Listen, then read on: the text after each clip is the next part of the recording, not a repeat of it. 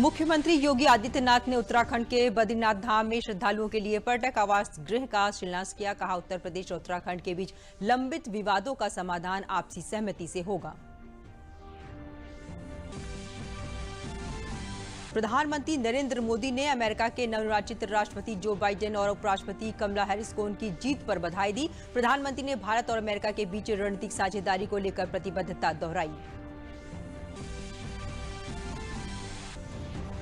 छोटे ऋण धारकों को बैंक से राहत देने के लिए ब्याज पर ब्याज को माफ किए जाने की याचिका पर सुप्रीम कोर्ट में सुनवाई जारी। याचिकाकर्ता ने सकारात्मक कदम के लिए केंद्र सरकार और आरबीआई का आभार जताया। और छठ पूजा के लिए उत्तर प्रदेश सरकार ने कोविड-19 को लेकर एडवाइजरी जारी की। कहा, श्रद्धालु जन कोरोना प्रोटोकॉल का पालन करते हुए अपने घरों में या घर के आसपास ही छठ पूजा मनाएं।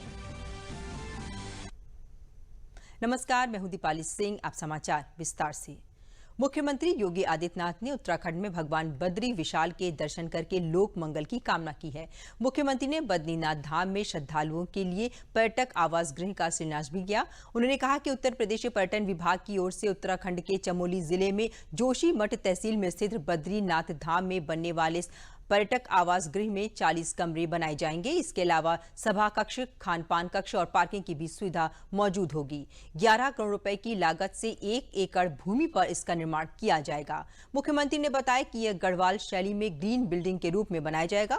मुख्यमंत्री ने कहा कि उत्तर प्रदेश और उत्तराखंड के बीच लंबित विवादों का समाधान दोनों राज्यों की आपसी सहमति से किया जाएगा।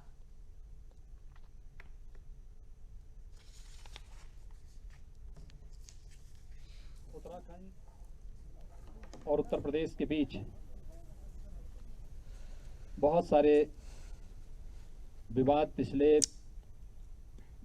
18-20 वर्षों से चले आ रहे थे। नए राज्य के बनने के साथ ही ये विवाद भी साथ में चले आए थे।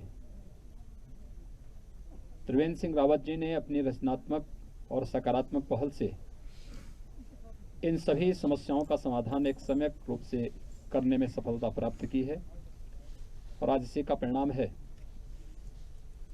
कि हरिद्वार में अलकनंदा होटल जो उत्तर प्रदेश पर्यटन निगम का था,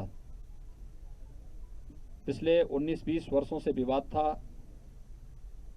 उत्तर प्रदेश सरकार ने और उत्तराखंड सरकार ने आपसी सहमति के आधार पर तय किया कि अलकनंदा होटल उत्तराखंड सरकार को सौंपेंगे और उत्तर प्रदेश सरकार वहां पर उसी के बगल में एक नया पर्यटन आवास गृह भागीरथी के रूप में बनाएगा और आज वह हमारा लगभग पूर्ण हो चुका है। हरिद्वार कुंभ के पहले हम उसे जनता को समर्पित करेंगे। इसी क्रम में उत्तराखंड में पर्यटन की इन संभावनाओं को आगे बढ़ाने के लिए उत्तर प्रदेश सरकार अपना योगदान देगी। पर्यटन विभाग के द्वारा एक नए पर्यटन आवास गृह यहाँ पर बद्रीनाथ धाम में भी यह स्वीकृत किया गया है। पिछले लगभग 1 वर्ष से एक कार्यक्रम हमारा बन रहा था कि बद्रीनाथ में जाकर के इस कार्यक्रम का शुभारंभ होना चाहिए, लेकिन वैश्विक महामारी के कारण ये संभव नहीं हो पा रहा था। आज मुझे सौभाग्य प्राप्त हुआ है कि मैं यहाँ पर आपके बीच में उत्तर प्रदेश और देश की श्रद्धालु जनों की श्रद्धा का सम्मान करने के लिए इस पर्यटन आवास गृह के भूमि पूजन के कार्यक्रम में माननीय मुख्यमंत्री जी के साथ यहाँ पर आपके बीच में उपस्थित हुआ हूँ। प्रधानमंत्री नरेंद्र मोदी ने मंगलवार को अमेरिका के नवनिर्वाचित राष्ट्रपति जो बाइडेन से फोन पर बात की, उन्हें जीत की बधाई दी। पीएम मोदी ने यह जानकारी अपने ट्विटर हैंडल पर शेयर की। मंगलवार की देर रात 2 ट्वीट कर नरेंद्र मोदी ने बताया कि उन्होंने नवनिर्वाचित उपराष्ट्रपति कमला हैरिस को भी बधाई दी है। उन्होंने अपने ट्वीट में लिखा, अमेरिका के नवनिर्वाचित राष्ट्रपति जो बाइडेन से बातचीत हुई, मैंने उन्हें जीत की बधाई दी।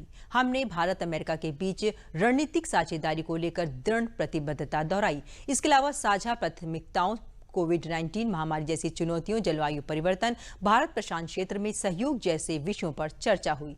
पीएम मोदी ने कमला हैरिस को अमेरिका का राष्ट्रपति बनने पर उन्हें बधाई दी। उनकी उपलब्धियों का जिक्र करते हुए पीएम मोदी ने दूसरा ट्वीट किया, मैंने नवनिर्वाचित उपराष्ट्रपति कमला हैरिस को भी जीत की बधाई देते हुए हार्दिक शुभकामनाएं दी।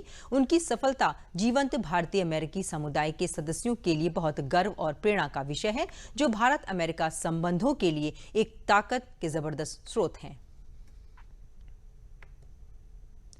अरब सागर में जारी मालाबार युद्धाभ्यास के द्वितीय चरण का आज दूसरा दिन है।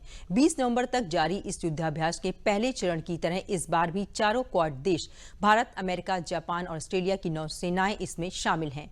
दूसरे चरण में मालाबार युद्धाभ्यास में INS विक्रमादित्य के साथ नौसेना का एयरक्राफ्ट कैरियर, अमेरिकी नौसेना का USS निमित्ज, जापान और ऑस्ट्रेलिया का युद्धपोत भी शामिल है। इसके अलावा कैरियर बैटल ग्रुप के दूसरे युद्धपोत, फाइटर जेट, हेलीकॉप्टर और पनडुब्बियां भी युद्धाभ्यास करते दिखेंगे। रक्षा मंत्री राजनाथ सिंह ने आज constitutional day youth club activities का उद्घाटन करते हुए कहा कि 2014 में देश सेवा का अवसर मिलने के साथ ही सरकार ने जो प्रमुख प्रयास किए थे, संविधान दिवस का मनाया जाना भी उसमें से एक है। उन्होंने साथ ही कहा कि हमारे माननीय प्रधानमंत्री नरेंद्र मोदी जी ने डॉक्टर भीमराव अंबेडकर जी की 125वीं जयंती पर 26 नवंबर को संविधान दिवस के रूप में एक राष्ट्रीय पर्व दिया है। हमारा देश छठा संविधान दिवस मनाने जा रहा है और 2014 में देश सेवा का अवसर मिलने के साथ ही सरकार ने जो प्रमुख प्रयास किए थे, संविधान दिवस का मनाया जाना भी उनमें से एक है कि 2009 में ही हमारे माननीय प्रधानमंत्री ने, जब वह गुजरात के मुख्यमंत्री थे, संविधान दिवस मनाना प्रारंभ कर दिया था और 2015 में डॉक्टर भीमराव अंबेडकर जी की 125वीं जयंती पर उन्होंने 26 नवंबर को एक राष्ट्रीय पर्व का रूप दिया। गुजरात के बड़ोदरा बागोरिया क्रॉसिंग हाईवे पर आज सुबह 2 ट्रकों की टक्कर होने से 9 लोगों की मौत हो गई और 17 लोग घायल हो गए। घायलों को अस्पताल में भर्ती कराया गया है। प्रशासन मौके पर पहुंचकर जांच में जुटा हुआ है। प्रधानमंत्री ने गुजरात में हुई इस दुर्घटना पर दुख जताया है। उन्होंने अपने ट्विटर संदेश में कहा कि बड़ोदरा में हुई सड़क दुर्घटना से दुखी हूं, पीड़ितों के परिजनों के प्रति संवेदना, घायलों के जल्द स्वस्थ होने की कामना करता हूं। दुर्घटना स्थल पर प्रशासन हर संभव सहायता मुहैया करा रहा है। कोरोना के खिलाफ सरकार के सख्त कदमों की मदद से बेहतर नतीजे सामने आ रहे हैं। स्वास्थ्य और परिवार कल्याण मंत्रालय के मुताबिक देश में कोरोना वायरस महामारी से संक्रमित लोगों में से अब तक 83.35 लाख मरीज स्वस्थ हो चुके हैं। इसके बाद देश में रिकवरी दर बढ़कर 93.52% हो गई है। देश में कोविड से मृत्यु दर घटकर 1.47% रह गई है। लोन मोरेटोरियम अवधि के दौरान ब्याज पर ब्याज को माफ किए जाने की मांग को लेकर दायर याचिका पर सुप्रीम कोर्ट आज सुनवाई जारी रखेगा। पिछली सुनवाई में याचिकाकर्ता ने छोटे ऋणधारकों को राहत देने के लिए सरकार और RBI को धन्यवाद दिया था। सरकार ने सुप्रीम कोर्ट में मामला लंबित रहने के दौरान ही 2 करोड़ रुपए तक के सभी कर्जों के व्यय मामलों में ब्याज पर ब्याज नहीं लेने का फैसला किया था। कोरोना के कारण लगे लॉकडाउन में कई लोगों की नौकरियां चली गईं। ऐसे में लोन की किस्तें चुकाना मुश्किल हो गया था। ऐसे में रिजर्व बैंक ने लोन मोरेटोरियम की सुविधा दी थी। इसके तहत लोन पर किस्तें टाल दी गई थी। हालांकि मोरेटोरियम का लाभ देते हुए किस्त नहीं चुकाने वालों के लिए उस अवधि का ब्याज मूलधन में जोड़ा जाना था। इस ब्याज पर ब्याज लेने का मामला सुप्रीम कोर्ट में है। समाचार अभी और भी हैं, लेकिन पहले लेते हैं एक विराम। माँ से अच्छा कौन जाने माँ के मन के टुकड़े को, कब चाहे प्यार कब चाहे दुलार। माँ से अच्छा और कोई नहीं जानता कि बच्चे के पैदा होने के 1 घंटे के अंदर माँ का पहला गाढ़ा पीला दूध ही पिलाना चाहिए। यही कुदरती शक्ति है जो बच्चे को हर बीमारी से लड़ने की शक्ति देती है। सब जानती है ना। एक सर्किट हाउस।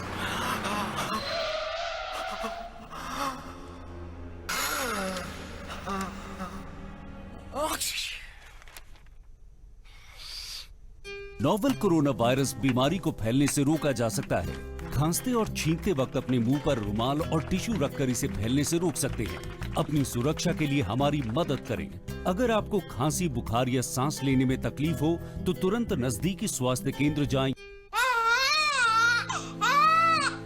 लेकिन 25 लाख नवजात शिशुओं की मृत्यु विश्व में हर वर्ष हो जाती है। हर शिशु की रक्षा के लिए हम विश्व की सर्वोत्तम तकनीकों को प्रदेश में लागू कर रहे हैं। SNC, KMC lounge, kangaroo mother care, Uttar Pradesh स्वास्थ्य, सुरक्षा और सम्मान की ओर बढ़ते कदम, अनमोल जीवन की शुरुआत, नवजात शिशु की देखभाल के साथ आइए मिलकर सुनहरे भविष्य की नींव रखें। विराम के बाद समाचारों में आपका एक बार फिर से स्वागत है। उत्तर प्रदेश सरकार ने कोविड-19 के मद्देनजर छठ पूजा के लिए एक एडवाइजरी जारी की है। भक्तों से आग्रह किया गया है कि वे अपने घरों पर या अपने घरों के बाहर छठ पूजा मनाएं। पूजा के लिए नदियों और तालाबों के किनारे जिला प्रशासन द्वारा अर्घ्य दिए जाने के लिए समुचित व्यवस्था की जाए। बिहार, झारखंड और पूर्वी उत्तर प्रदेश का सबसे बड़ा त्योहार छठ पूजा शुक्रवार को है। इस उत्सव की शुरुआत आज से हो रही है। इसमें छठ माता का पूजन और सूर्य को अर्घ्य दिया जाता है। पूरे बिहार का एकमात्र ऐसा पर्व है जिसे हर वर्ग एक साथ मनाता है। यह उत्सव 4 दिन तक चलता है। पहले दिन यानी आज नहाए खाए हैं, कल खरना है, शुक्रवार को छठ पूजा और शनिवार को सुबह सूर्य को अर्घ्य दिया जाएगा। ये सूर्य और प्रकृति के प्रति आभार प्रकट करने का पर्व है। लखनऊ विश्वविद्यालय में शताब्दी वर्ष मनाने के लिए भव्य तैयारियां की गई हैं। 25 नवंबर को शताब्दी वर्ष के समापन समारोह में प्रधानमंत्री नरेंद्र मोदी कल वर्चुअली जुड़ेंगे। कार्यक्रम का उद्घाटन 19 नवंबर को मुख्यमंत्री योगी आदित्यनाथ करेंगे। समारोह में होने वाले कार्यक्रमों की जानकारी देते हुए लखनऊ विश्वविद्यालय के कुलपति आलोक राय ने बताया कि लखनऊ विश्वविद्यालय देश का 11वां विश्वविद्यालय होगा जो अपना शताब्दी वर्ष मनाएगा। उन्होंने बताया कि विश्वविद्यालय में सप्ताह भर चलने वाले कार्यक्रमों में फिल्म जगत से लेकर कवि, साहित्यकार समेत तमाम राजनेता और एल्यूमिनाई शामिल होंगे। ये अत्यंत गौरव और हर्ष का विषय है कि लखनऊ विश्वविद्यालय को अपनी स्थापना का 100वां वर्ष मनाने का अवसर प्राप्त हो रहा है। इस अवसर पर लखनऊ विश्वविद्यालय एक हफ्ते का एक सेंटिनियल सेलिब्रेशन प्लान कर रहा है, जिसका उद्घाटन 19 तारीख को दिन में 11 बजे honourable chief minister Uttar Pradesh inaugurate करेंगे और जिसका समापन honourable prime minister government of India Shri Modi ji उसमें सहभागिता करेंगे वर्चुअल माध्यम से। उस कार्यक्रम में माननीय मुख्यमंत्री, ऑनरेबल रक्षा मंत्री जी और हमारे डिप्टी CM साहब भी उसमें उपस्थित होंगे। इसके अलावा 21 तारीख को लखनऊ विश्वविद्यालय अपना कॉन्वोकेशन भी मना रहा है, जिसमें honourable her excellency governor of Uttar Pradesh and chancellor of university of Lucknow madam उसमें शिरकत कर रही हैं। तो इसके अलावा इस सप्ताह व्यापी कार्यक्रम में स्पोर्ट्स फेस्टिवल है, आर्ट्स फेस्टिवल है, लिटरेरी फेस्टिवल है, हर शाम 5:30 बजे से कल्चरल इवनिंग है। इसके अलावा विश्वविद्यालय में 4 विभागों के अपने म्यूज़ियम हैं, प्लस लाइब्रेरी का अपना एक अलग म्यूज़ियम है। इन 5 का विजिट भी प्लान है। हेरिटेज वॉक है, 22 तारीख को सुबह एक सेंटिनियल वॉक है और इसमें तमाम अलग अलग प्रकार से स्टूडेंट्स की कल्चरल एक्टिविटीज़ भी प्लान्ड है। तो एक सप्ताह व्यापी उत्सव लखनऊ विश्वविद्यालय अपनी स्थापना के 100वें वर्ष में मना रहा है। चित्रकूट में राष्ट्रीय ग्रामीण आजीविका मिशन के तहत गठित 410 समूह की महिलाओं को आंगनबाड़ी से वितरित होने वाले पोषाहार के रूप में ड्राई फ्रूट तैयार करने का काम मिला है। समूह की महिलाएं सूखा राशन, गेहूं, चावल, दाल की पैकिंग कर आंगनबाड़ी कार्यकर्तियों के माध्यम से गर्भवती महिलाओं, किशोरियों और कुपोषित बच्चों को अलग अलग मात्रा में वितरित कर रही हैं, जिससे जहां कुपोषित बच्चों में तेजी से सुधार होगा, वहीं महिलाएं भी सशक्तिकरण की ओर बढ़ेंगी। जिले में कुल 959 आंगनबाड़ी केंद्रों के माध्यम से 80,000 लाभार्थियों को लाभ मिलेगा।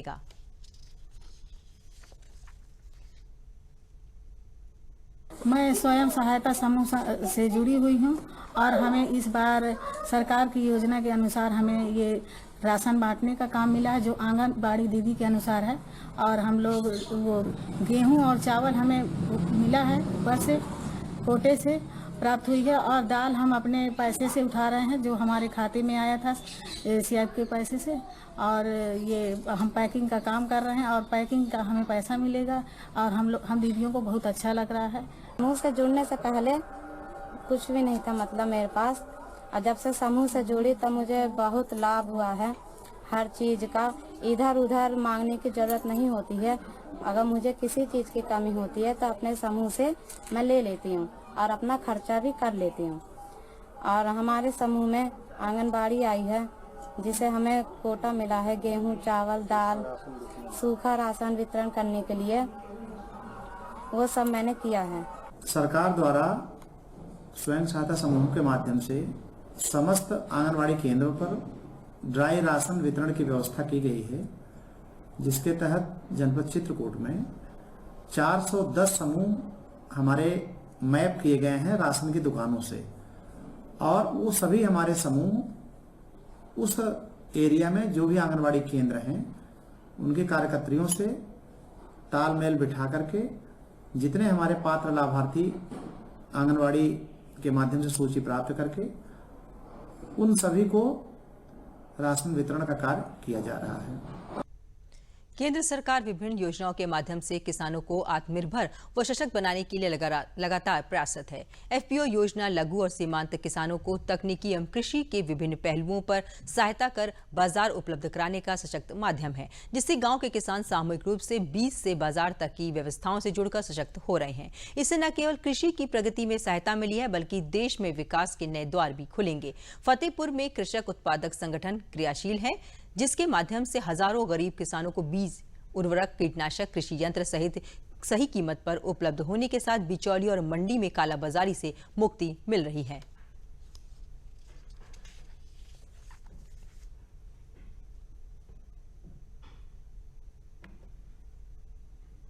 कंपनी से जब से जुड़ा हूँ, मुझे खाद, बीज, दवा हर चीज़ उपलब्ध होती है और जो समय से होती है। कृषि यंत्र है जो हमें समय से यंत्र हर चीज़ मिलती है, कोई हमें दिक्कत नहीं मिलती। अगर कोई हमें जैविक खाद या अच्छी रासायनिक खाद चाहिए, वो सारी चीज़ें हमें भोंजी के माध्यम से, इस कंपनी के माध्यम से मिलती रहती है। तो परंपरागत खेती कर रहे थे, उससे हट के कुछ हमें सीखने को मिला, तो उसी में से हम लोगों ने पिछले साल किनोवा की फार्मिंग की थी एफपीओ से जुड़ के, जो कॉन्ट्रैक्ट फार्मिंग थी, और वो 8,000 प्रति कुंटल के हिसाब से हमको दाम मिला था उसका। पीओ जैसे हमें बाजार उपलब्ध करा रहा है। कोई भी गेहूं जो उत्पादन कर रहे हैं या धान उत्पादन कर रहे हैं, सरसों उत्पादन कर रहे हैं, जो भी हम उत्पादन कर रहे हैं उसका मार्केटिंग एफपीओ देख रहा है। तो बिचौलिए जो थे उनका काम ख़त्म हो गया है। सरकार की ये मंशा है कि जो है लोगों को अधिक से अधिक जो है कॉन्ट्रैक्ट फार्मिंग से जोड़ा जाए, रोजगार का सृजन हो, आत्मनिर्भर बने। तो एफपीओ इसके लिए सबसे अच्छा माध्यम है। लोग एफपीओ से जुड़ के कई तरह की लाभ उठा सकते हैं। जैसे इनके लिए लाइसेंस उपलब्ध है, खाद का हो, चाहे बीज का हो, चाहे पेस्टिसाइड का हो। कृषि विभाग में अन्य अनुदान भी दिए हैं, जैसे कृषि यंत्रों पे फार्म मशीनरी बैंक योजना है, इस पर 80% सब्सिडी सिर्फ एफपीओ के लिए है। जो एफपीओ फार्म मशीनरी बैंक की स्थापना करेगा उसको 80% सब्सिडी पे कृषि यंत्र उपलब्ध कराए जाएंगे। बुंदेलखंड के जनपद ललितपुर में किसानों के खेतों तक सिंचाई जल पहुंचाने के लिए जाकलौन पंप कैनाल योजना संचालित है। बेतवा नदी पर बने राजघाट जलाशय से विद्युत चालित पंपों से पानी लिफ्ट कर नहरों तक पहुंचाने का काम किया जाता रहा है। इस कार्य में सालाना 7 करोड़ से अधिक के विद्युत व्यय भार को देखते हुए सरकार ने MNRE और जैक्सन इंडिया लिमिटेड के सहयोग से सोलर एनर्जी से संचालन की परियोजना शुरू की है। आत्मनिर्भर योजना के तहत 54 करोड़ की लागत से इस नहर पर 5.92 मेगावाट क्षमता के सोलर प्लांट लगाने का कार्य पूर्ण कर लिया गया है। मोदी जी की ये बहुत एक सराहनीय योजना है। ये पहली लिफ्ट कैनाल ऐसी परियोजना है जो सोलर आधारित है और 6 मेगावाट का प्लांट जो है वो यहाँ पे सोलर का इस्टेब्लिश्ड हो गया है, जिस पे थोड़ा काम चल रहा है। और यहाँ से 35 किलोमीटर तक के किसानों को लगभग पानी की सिंचाई होती है। तो एक बहुत महत्वपूर्ण परियोजना है ये। बंदरगुड़ा जो बेतवा नदी पे बनाई गई है, यहाँ पे पानी लिफ्ट करके किसानों तक पहुँचाया जा रहा है और किसानों को इससे हद से ज़्यादा फ़ायदा होना है। पानी की व्यवस्था और पर्यटन व्यवस्था वगैरह हर तरीके से हम लोगों को फ़ायदा होता है। और मोदी जी द्वारा ये प्रदेश का पहला ग्रीन सोलर सिस्टम चलाया जा रहा है और बहुत ही अच्छा काम कराया जा रहा है मोदी जी द्वारा। गांव का विकास होना है, किसानों को भी दिक्कत नहीं होनी है। जो हमारा जाखलौन पंप कैनाल है उसमें से जो पानी ऊपर आने के लिए, नहरों में जाने के लिए बहुत ही पैसे लगते हैं। ये जो हमारा पानी है ये मिनरल वाटर से भी महंगा है। सर ये प्रधानमंत्री के आत्मनिर्भर योजना और प्लस MNRE के संयोग से जैक्सन कंपनी द्वारा इस परियोजना को लगाया जा रहा है। यह एक canal top solar power project है। इस परियोजना से यहाँ के किसानों को बहुत लाभ होगा, काफ़ी ज़्यादा लाभ होगा और इस परियोजना से लगभग सालाना आपका 1 करोड़ यूनिट जनरेट होंगे प्रति वर्ष, जिससे सिंचाई विभाग का बिजली का बिल आधा हो जाएगा। तो ललितपुर में जो जाखलौन पंप नहर है वो उसे ही सोलर पंप से चलाने की उसकी व्यवस्था की गई है। जो ये राजघाट जलाशय से 60 क्यूसेक क्षमता के 5 पंप सेटों से पानी लिफ्ट कर संचालित किया जाएगा। इसकी परियोजना पे जो टोटल लागत है ये करीब 54 करोड़ 29 लाख है और काफ़ी हद तक परियोजना पूर्ण हो चुकी है और टेस्टिंग उपरांत जो है ग्रिड से सिंक्रोनाइजेशन का कार्य प्रगति पर कराया जाएगा। इसको इस पंप कैनाल के बन जाने से इसमें विद्युत व्यवहार में कमी आएगी और इससे प्रतिवर्ष कम से कम 60 लाख ग्रीन विद्युत ऊर्जा का उत्पादन इसमें प्रस्तावित। प्रदेश सरकार ने फिल्म उद्योग को बढ़ावा देने के लिए उत्तर प्रदेश में जो नीतियां बनाई हैं उसका प्रभाव दिखने लगा है। भोजपुरी और हिंदी के फिल्म निर्माता उत्तर प्रदेश और खासकर लखनऊ के आसपास शूटिंग को प्राथमिकता दे रहे हैं, जिसमें लखनऊ का ग्रामीण क्षेत्र मलिहाबाद पसंदीदा क्षेत्र बन रहा है। बबलू संग बबली भोजपुरी फिल्म के मुहूर्त के अवसर पर फिल्म निर्माता संजीव तिवारी ने बताया कि मलिहाबाद क्षेत्र में अधिक फिल्में बनाई जा रही हैं। ये एक फिल्मी मिनी हब के रूप में बन चुका है, जहां फिल्म निर्माण से संबंधित लोकेशन और अन्य सभी जरूरतें पूरी हो जाती हैं।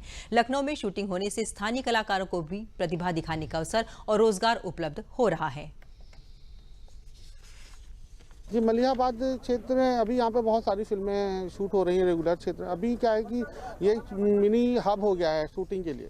यहाँ पे सारी चीज़ें वो जो शूटिंग के लिए ज़रूरी चीज़ें होती हैं वो अवेलेबल हो जाती हैं इजीली। तो और यहाँ पे लोकेशन बहुत अच्छी हैं, तो इस वजह से मलिहाबाद चुना गया।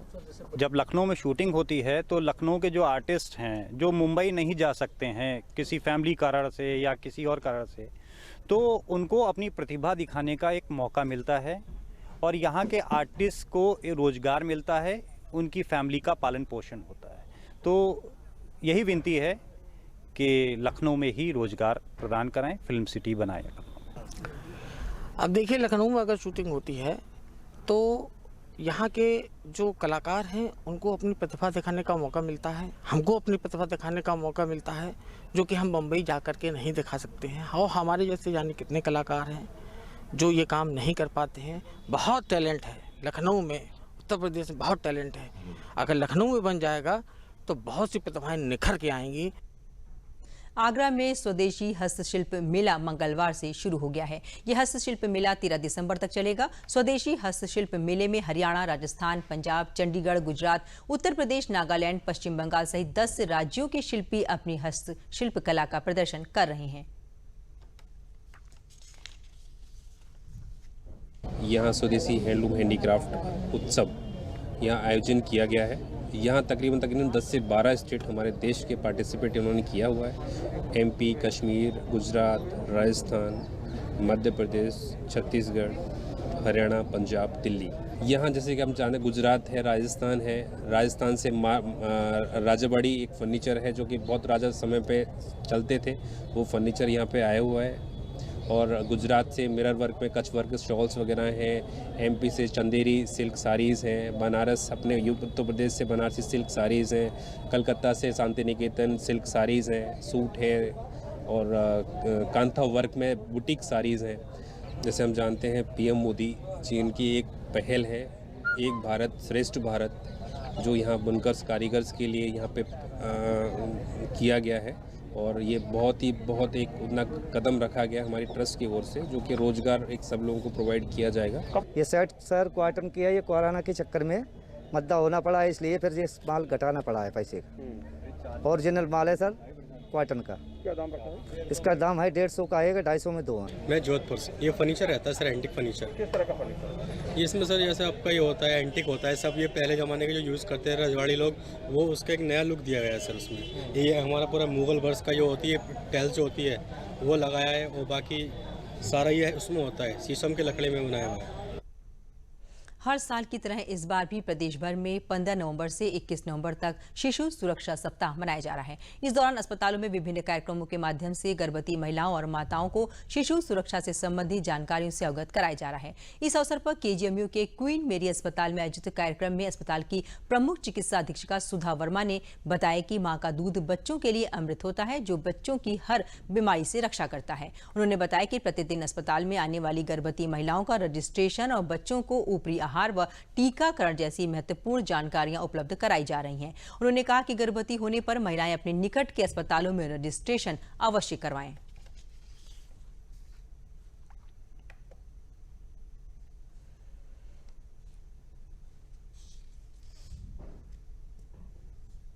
देखिए, यहाँ पर ये हम लोगों ने जो ये नवजात शिशु सुरक्षा सप्ताह है, ये बेसिकली जो हॉस्पिटल में पेशेंट्स OPD में आ रहे हैं, इंडोर में जिनकी डिलीवरी हो चुकी है, उन सभी लोगों को हम लोग ये प्रचार प्रसार कर रहे हैं कि हॉस्पिटल में अगर पेशेंट अपनी डिलीवरी कराते हैं तो उनको यहाँ पर स्पेशलिस्ट की राय मिलती है, गायनेकोलॉजिस्ट की भी, और जो पीडियाट्रिशियन बाल रोग विशेषज्ञ हैं उनकी भी सहायता मिलती है। और हम लोग हर दिन एक एक्टिविटी प्लान करी है इसके लिए, जिसमें कि बच्चे को कुछ चीज़ों से जो बच्चा जिनसे सुरक्षित रह सकता है उन चीज़ों के बारे में एजुकेट किया जा रहा है।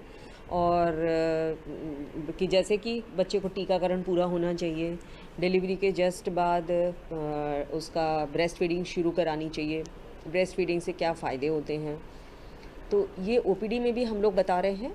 और इंडोर में जो पेशेंट्स नॉर्मल डिलीवरी वाले और सिजेरियन वाले हैं उन सभी को इन चीज़ों का प्रचार प्रसार किया जा रहा है।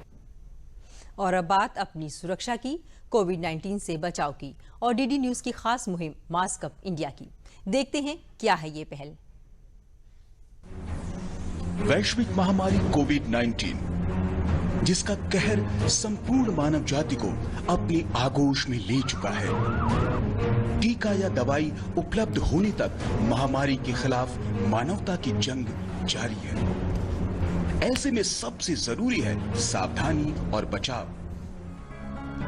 फेस मास्क कोरोना से रोकथाम का सबसे प्रभावी उपाय साबित हुआ है। विश्व स्वास्थ्य संगठन और विशेषज्ञों की शोध का भी यही निष्कर्ष है कि मास्क से मुंह और नाक को अच्छी तरह ढककर कोरोना संक्रमण को कम किया जा सकता है। कोरोना संक्रमण से बचाव के लिए मास्क पहनने के साथ ही जरूरी है मास्क को सही तरीके से पहनना। बहुत से लोग मास्क से नाक और मुंह को सही तरीके से नहीं ढकते हैं, जिससे संक्रमण का खतरा बना रहता है। बिना मास्क या फेस कवर के घर से बाहर निकलने की अभी कल्पना करना भी सही नहीं है। जुड़िए DD न्यूज की खास मुहिम मास्क अप इंडिया के साथ। मास्क पहने और अपने मुंह और नाक को अच्छी तरह ढके।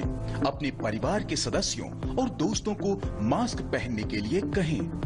Mask up India, mask up India. DD news के माध्यम से सबको बताना है, कोरोना को हराना है, मास्क जरूर लगाना है। Mask up India, mask up India, mask up India.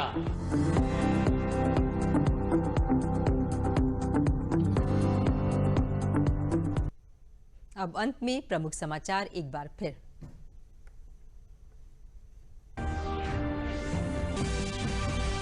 मुख्यमंत्री योगी आदित्यनाथ ने उत्तराखंड के बद्रीनाथ धाम में श्रद्धालुओं के लिए पर्यटक आवास गृह का शिलान्यास किया। कहा, उत्तर प्रदेश और उत्तराखंड के बीच लंबित विवादों का समाधान आपसी सहमति से होगा।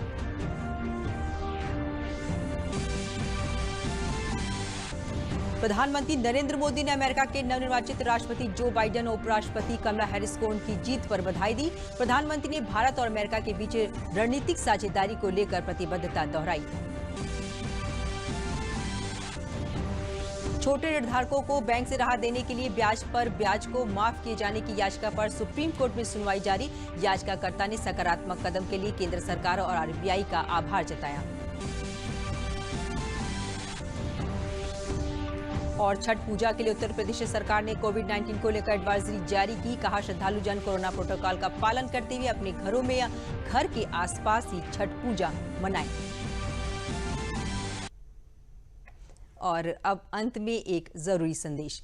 कोरोना से बचाव के लिए अपने हाथ नियमित रूप से धोएं, 2 गज की दूरी भी बनाए रखें। साथ ही जब भी बाहर निकले मास्क होना जरूरी है। जेब अथवा थैले में नहीं, बल्कि इस तरह से अपने चेहरे पर लगाएं।